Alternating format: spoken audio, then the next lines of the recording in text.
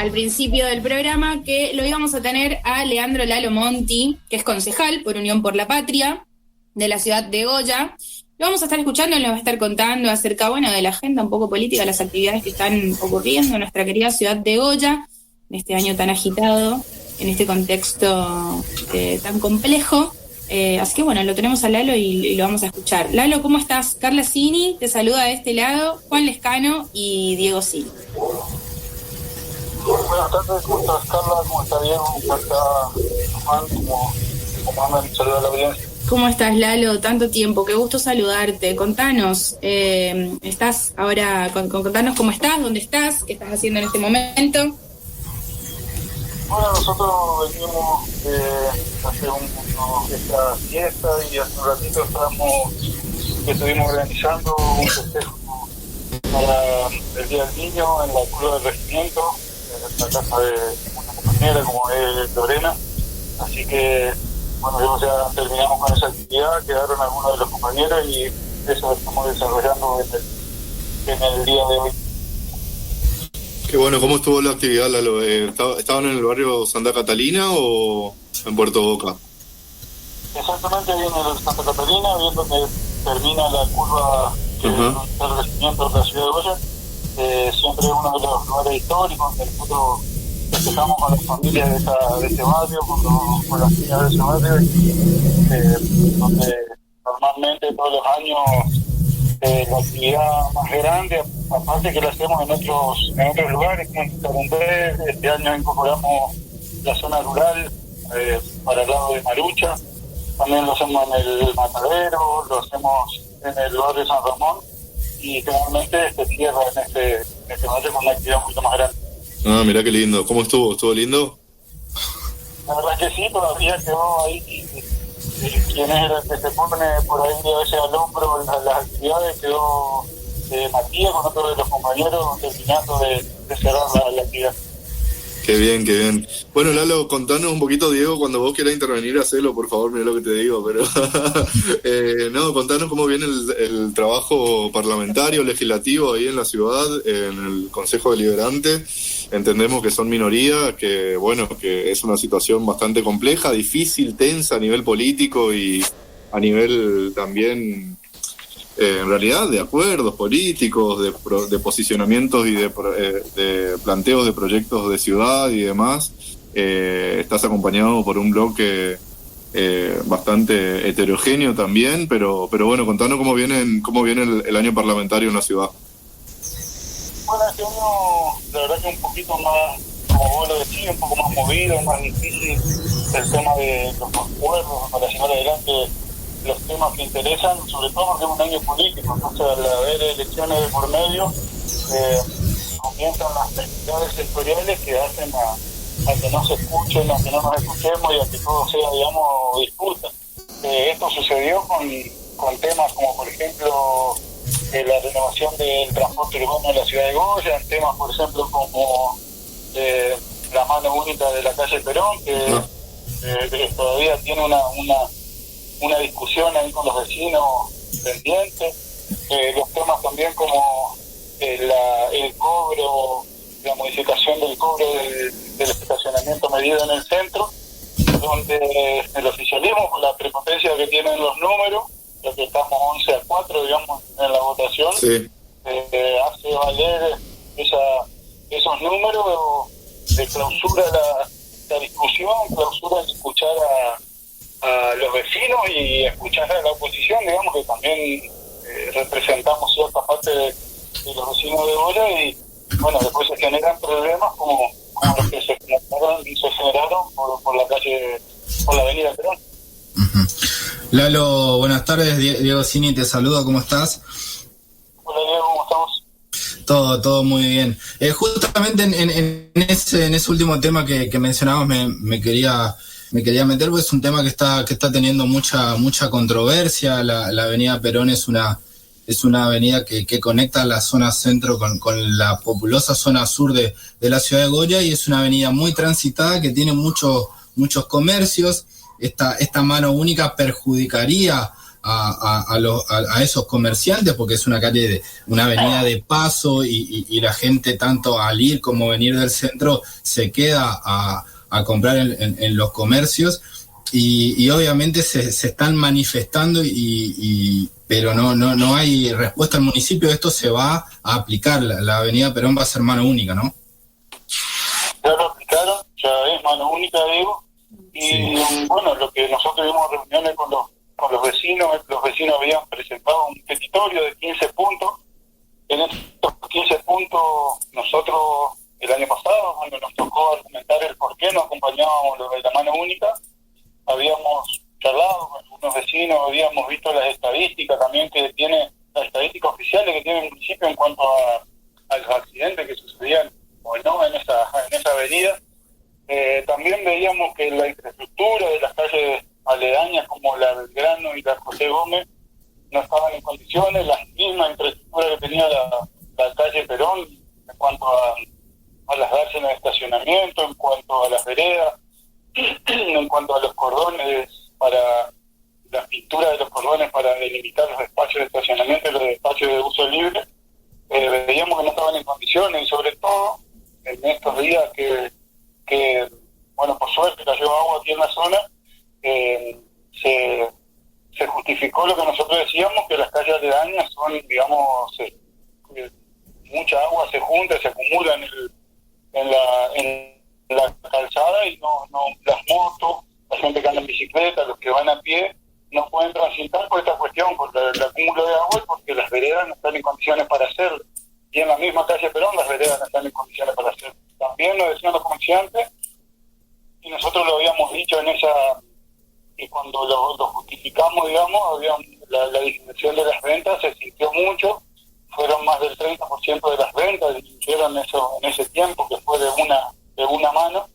Y también esto de los accidentes, nosotros lo habíamos visto en la misma página oficial del municipio, que la avenida Perón no tenía ningún aumento, digamos, en la cantidad de accidentes en comparación con cualquiera de las otras calles de una sola mano que hay en el centro de la ciudad de Goya.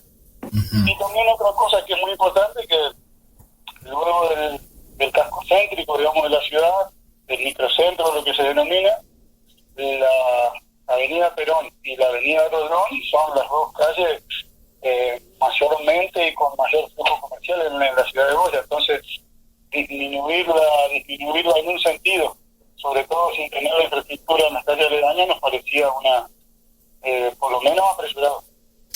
Ahí justamente nos está mostrando por nuestro canal de comunicación Prevaca, nuestro operador, nuestro compañero Aldo Cini, justamente imágenes de las lluvias de antes de ayer en la ciudad de Goya, José Gómez y Belgrano totalmente inundadas. La José Gómez me acuerdo que fue en una etapa de campaña, unos días antes de una elección provincial que la asfaltaron rápidamente, casi sin algunas sin cloaca, otras sin salida pluvial, y obviamente que eso termina en calles inundadas, ¿no? Sí, por supuesto, y aparte otra cosa que se da periódicamente sobre esas dos calles, digamos, sobre la Belgrano y sobre la José Gómez, que se estaciona de las dos manos, son calles que están angostas, a veces hay animales sueltos, la gente que por ahí tiene problemas para trasladarse, gente que puede andar en muletas, gente que puede andar en silla de ruedas, algunas personas de mayor edad, al estar las veredas en distinta altura, no están en condiciones, también circulan por la calle y es un problema, digamos. Eso es lo que nos tiene preocupados, que puede llegar a causar más accidentes. Sí, reduce más la circulación en el espacio público de la ciudadanía, inclusive eso. Sin duda. Reduce también el comercio, la circulación comercial. Tengo una consulta, Lalo. Vos sos veterinario, por lo que tengo entendido, ¿no?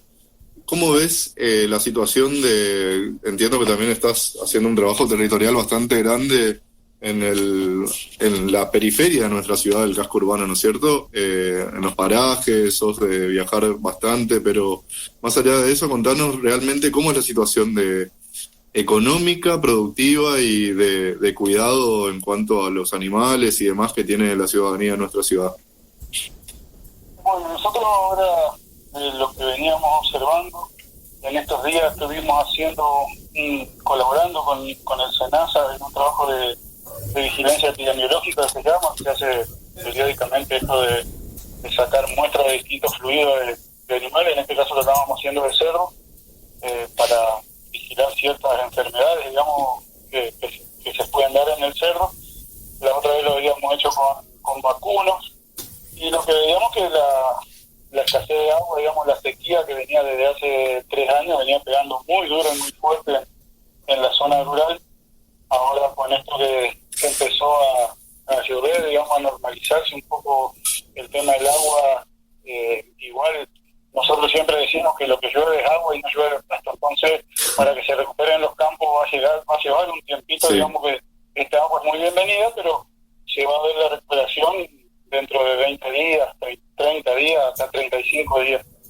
Y hoy lo que se ha dado también en la zona es la baja de la producción de la cementera, que era la moneda de cambio, digamos, para los que viven en la zona rural, sea la producción de zapallo, de mandioca, la producción de maíz, de batata, algunas verduras de hoja de invierno, como la selga, como la lechuga, como el perejil. Venía muy golpeado por la cuestión de la sequía, al igual que el tema de la producción de tabaco, que venía muy golpeado por el tema de la sequía. Hoy por hoy se ha dado que se ha mejorado un poco el precio del tabaco, y también se ha terminado con el monopolio de la compra del tabaco. Entonces hay 2 empresas que están acopiando tabaco para Brasil, y eso ha redundado en una mejora en el precio, pero para el que pudo sacar y para el que pudo tener este cultivo luego de la sequía, digamos. Lalo, con respecto... Sí. No, pregúntale. No, decía, esto, no quiero salir de tema igual, Diego, si vos querés continuar con este tema, porque si no tengo otra, quiero hablar también un poco de las personas, digo, de la ciudadanía que vive en esta zona, que en realidad no está tan alejada, digamos, del casco urbano, pero sin embargo vive en una situación totalmente distinta, alejada de la atención de la salud, alejada de los centros comerciales, alejada total, o sea... De los servicios. Sí, ni hablar, pero digo... de luz, de agua, de instalaciones de cloaca, de eso digo, ¿no? No de servicios. Sí, de atención de la salud, sí, y de sus derechos más primarios, pero esto que decíamos hace un rato, digo ahora, con esta decisión arbitraria para la zona sur, sabemos que en nuestra ciudad siempre, como los recursos... el arreglo de la ciudad y demás estuvieron concentrados siempre en la zona norte y centro de la ciudad. Hoy se tomó una decisión arbitraria en contra del funcionamiento de la vida de la zona sur de la ciudad, que también es un funcionamiento aparte, porque esto de que la avenida Perón sea una avenida tan comercial hace que la ciudadanía, que es súper populosa, lo dijo Diego al principio, yo me imagino que por lo menos entre el 40 y el 60% de la ciudad casi que vive en la zona hacia el sur, digamos, de la ciudad, y tiene un funcionamiento y un dinamismo distinto que las personas que viven en el centro y el norte de la ciudad. Entonces, esta decisión hoy en detrimento de una de las zonas olvidadas de Goya. Y en la zona rural también, contanos, Lalo, porque sabemos que vos trabajás en esta zona un poco por tu profesión, pero un poco porque te dedicás, digamos, a trabajar en la zona rural. Contanos hoy el gobierno municipal, ¿qué asistencia brinda? ¿Qué presencia tiene en estos espacios territoriales? ¿Qué respuesta le da a la población de la zona rural? La verdad que tu diagnóstico es muy, muy claro, porque sos parte de la zona sur y ahorita la conocés ahí cómo se mueve el flujo de la ciudad de Goya. La avenida Perón también es una salida hacia la zona rural, por la zona sur de Goya, digamos, por lo que era el camino que va a Isla Sola, por el lado del camino de lo que era el basural. Entonces, también eso influyó mucho a la entrada de las personas que viven en la zona rural por el lado del Bajo. Y también, no solamente esto se ha delimitado a los comerciantes de la calle Perón, los barrios del sur, como el Devoto, como la Estrella del Sur, también estaban muy en desacuerdo con que esta avenida sea de una sola mano, porque era su lugar de tránsito. También hace yo muchos años trabajé en el Ministerio de Agricultura, digamos, hasta el 2016, hasta los despidos del macrismo, Y siempre hay una cuestión que cuando nosotros hacíamos los diagnósticos productivos ahí en la zona rural, había, digamos, los problemas productivos estaban en el quinto lugar, en el sexto lugar. Hay siempre 3 problemas que son claves en la zona rural y que todavía cuesta mucho que se les dé asistencia. Uno es la salud, el otro es la educación y el tercero es el transporte. Entonces, digamos que me parece que son, y el transporte no solo de personas, sino también el transporte de lo que ellos producen para poder llevarlo a los centros donde lo comercializan. Uh-huh. Y me parece que es la falla es donde la provincia y el municipio no tienen ninguna intención de hacerlo.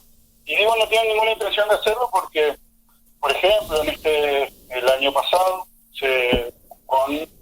cuando era Julián Domínguez, todavía ministro había Ministerio de Agricultura y Julián Domínguez era el ministro, hoy ya es una secretaría, digamos, y ahí lo encargado, se gestionaron, luego de los incendios, por la emergencia de los incendios, por la emergencia de la sequía, se habían gestionado para la provincia de Corrientes 600 millones de pesos, de los cuales 200 millones de pesos eran de uso de libre uso, digamos, sin un fondo, no era un fondo específico, entonces los podía usar como quería el gobernador.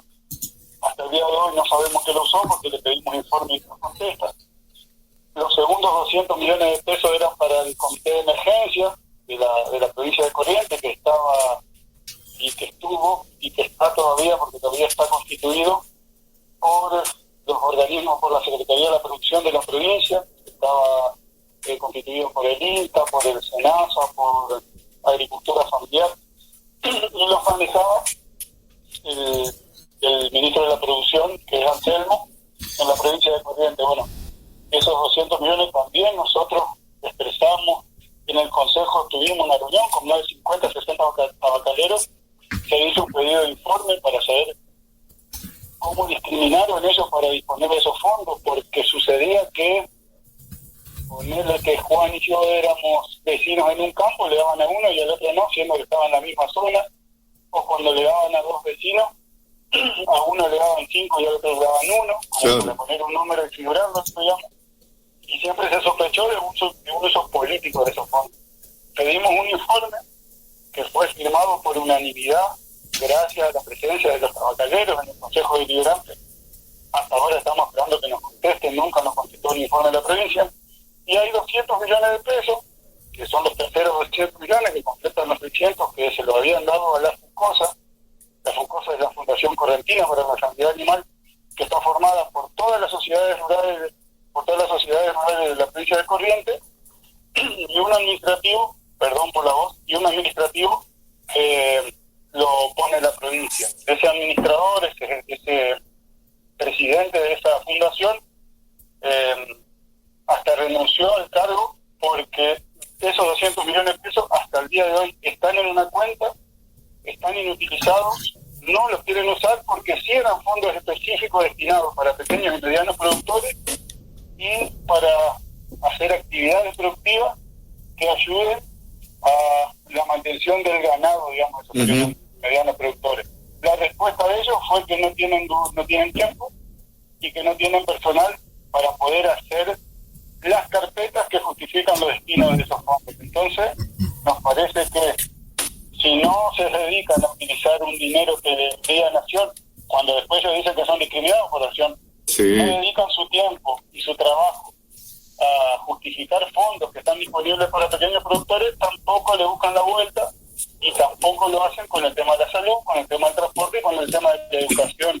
Ya que si ustedes vieran cómo se transportan a los niños que van a la escuela y a los maestros que van a las escuelas rurales en las cajas de las camionetas, al dedo, a veces arriba de un acoplado, y no les ponen transporte, me parece que les ponen poca voluntad y poco trabajo, digamos, en educación en el sector rural. Lalo, vos sabés que mi familia es docente todo y es trabajadora en el espacio rural y en otros parajes de la provincia, cerca de la ciudad también, toda la vida gastando más de la mitad del sueldo en transporte que no cubre la provincia, que no tiene en cuenta. cuáles son los cargos que se le asignan a los docentes o los cargos por los cuales salen sorteados los docentes y por competencia de puntos, inclusive un montón de instancias y de barreras burocráticas que pone la provincia para dar trabajo a la ciudadanía. Sí, es cierto, es como un estado mínimo que no se hace cargo de las responsabilidades de planificación que debería hacerlo para facilitar el trabajo, para facilitar la educación, para facilitar una mejor calidad de vida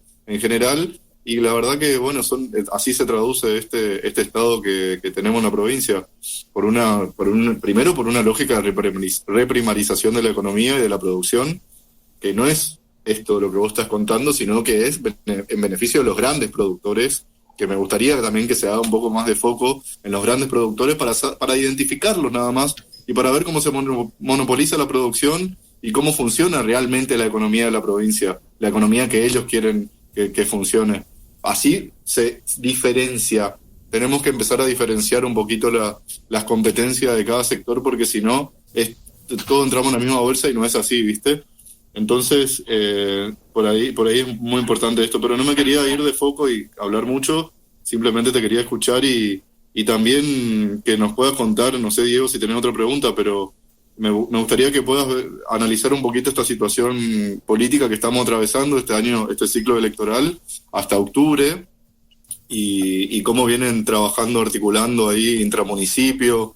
Yo creo que hay un montón de trabajo que se podría hacer entre ciudades, entre municipios, pero que lamentablemente todavía no se puede articular por todo este problema de mezquindades políticas que vos estabas mencionando. Fernando también estaba comentando hace un rato de esto y me parece muy positivo que puedan trabajar entre municipios, pero contanos cómo es cuál es tu visión de este ciclo electoral que estamos viviendo. Sí, yo creo que, después de estas elecciones que hemos pasado, y que creo que nos llevamos una sorpresa con los números, digamos. Bueno, a ver, Cristina venía hablando de los 3 tercios, pero me parece que este primer tercio, que fue el que sacó más votos, fue una sorpresa, y una sorpresa para todos. Y también me parece que tenemos como sector político una burocratización de nuestros cuadros, que me parece que no le están poniendo el cuero al territorio. Y tenemos una campaña un poco desarticulada, haciendo cada uno el esfuerzo particular que puede y dependiendo demasiado de las medidas que hoy tome nuestro candidato y ministro de Economía. Me parece que esto de volver al territorio, de poder brindarle algún tipo de solución urgente, y sobre todo el golpe al bolsillo de la pérdida del poder adquisitivo, con todos los condimentos que eso lleva, con todos los condimentos que eso tiene, con todas las razones que tiene nuestro gobierno, porque este es nuestro gobierno, de la deuda que dejó Macri, de la pandemia, de la sequía.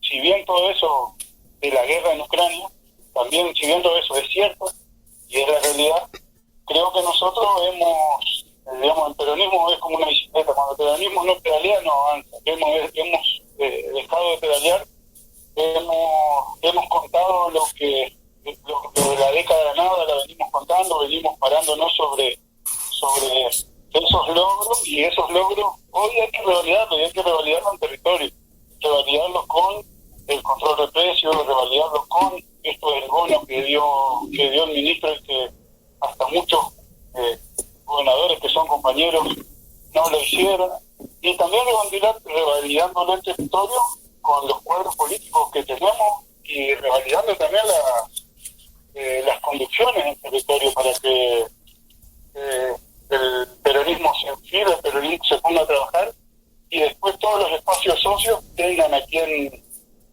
seguir. Nosotros veíamos esa transversalidad que nos había propuesto en su momento Néstor.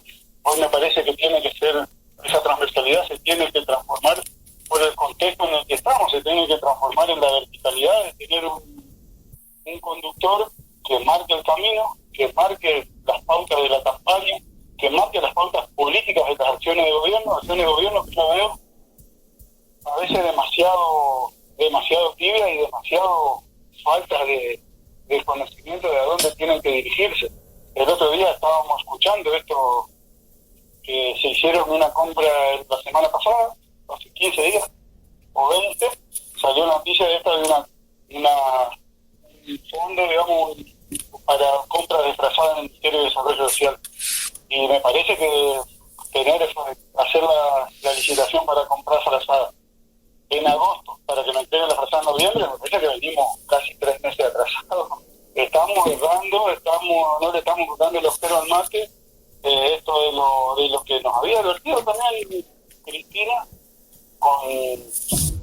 siguiendo y sigue siendo, digamos,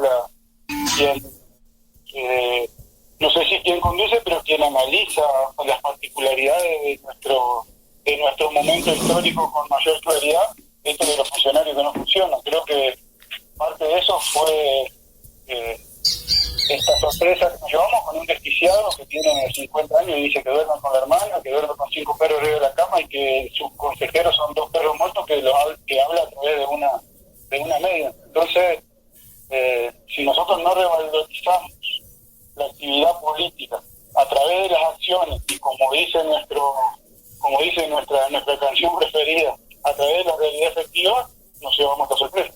Uh-huh. Lalo, te hago la última y te despedimos, te agradecemos mucho el contacto. ¿Cómo fue recibido o cómo analizás el recibimiento, ya que obviamente sos un concejal que recorre el territorio donde actúa, el recibimiento de las medidas anunciadas por el candidato y ministro de Economía, Sergio Massa? Recién hablabas de los productores del tabaco y hace muy poco anunció la quita de retenciones para las economías regionales y hablaba de las provincias tabacaleras. Te pregunto, ¿esto implica a Corrientes y a la ciudad de Goya, a los tabacaleros de la ciudad de Goya? Muy bueno, la verdad que ahí es donde, Diego, me parece que tenemos que, ustedes como prensa, nosotros desde la actividad, en la actividad política, desde el trabajo rural también, ahí donde tenemos que poner, eso es la realidad efectiva a la que me refiero. Uh-huh. En territorio, digamos, en la zona de Goya aparecieron 2 empresas privadas que están comprando tabaco para llevarlo a Brasil, gracias a esta medida, digamos, a que hoy tienen retención cero para poder llevar el tabaco desde Argentina hasta Brasil. También no tenemos que olvidar que el arroz dejó de tener retenciones, entonces también se ven favorecidos los pequeños agricultores de la ciudad de Goya para exportar su tabaco, la cooperativa tabacalera de Goya para exportar su tabaco, y también los grandes productores de arroz como Aranda, dueño de Clarín, que es uno de los dueños de Adeco Agri, que está en la provincia de Corrientes con la mayor superficie de arroz plantado en la Argentina. Entonces, tenemos que hacer conocer esas medidas. Esas son las medidas en cuanto al sector rural. Pero luego las medidas con los monotributistas, las medidas que tomaron con el ANSES, las medidas que tomaron con las empleadas de casa de familia, sí, la gente las conoce, se pregunta mucho, nos llegan muchas consultas al bloque, nos llegan muchas consultas que derivamos al ANSES, nos llegan muchas consultas que derivamos hacia las oficinas que tienen a cargo llevar adelante esas acciones. La verdad que fueron bien recibidas, ojalá se hagan prácticas rápidamente, digamos, que y que es necesario, digamos, presentar los papeles, los requisitos que tienen que presentar todos los ciudadanos para acceder a estos créditos, a estos beneficios. Ojalá se hagan rápidamente efectivos y los puedan utilizar, porque eso va a dinamizar mucho el comercio en la ciudad de Goya y le va a dar vida económica a la ciudad. Uh-huh. Lalo, te agradecemos muchísimo el contacto y tu tiempo para charlar con nosotros. Muchas gracias. Gracias por la invitación, un saludo a los 3 y a la audiencia. Y a Aldo, que debe estar operando en la radio. Ahí está operando el compañero Aldo también, así que un abrazo grande, Lalo, hasta la próxima. Saludos. Chao, Lalo, gracias.